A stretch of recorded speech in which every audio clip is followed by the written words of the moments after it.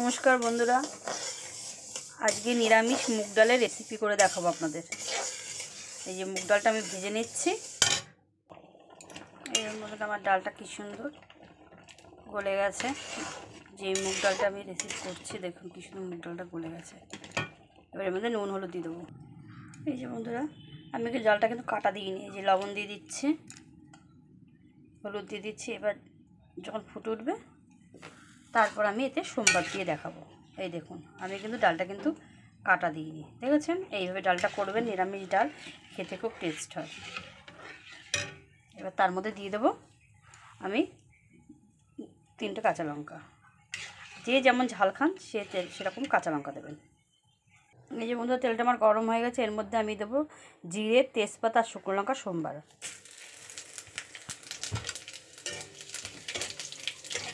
এই যে একটু ভাজা ভাজা করে নেবো, নিয়ে এর মধ্যে এই যে মুগ ডাল, দেখুন আমি বারে বলছি, আমি কিন্তু মুগ ডালটা কাটা দিইনি। দেখুন এইভাবে ডালটা রান্না করে খেয়ে দেখবেন, হেবি টেস্ট হবে খেতে। এই দেখুন বন্ধুরা, আমার ডালটা ফুটে উঠেছে।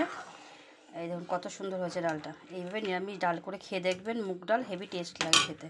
আর নামানোর একটু আগে এই যে একটু চিনি ছড়িয়ে দেবেন, ব্যাস হয়ে যাবে।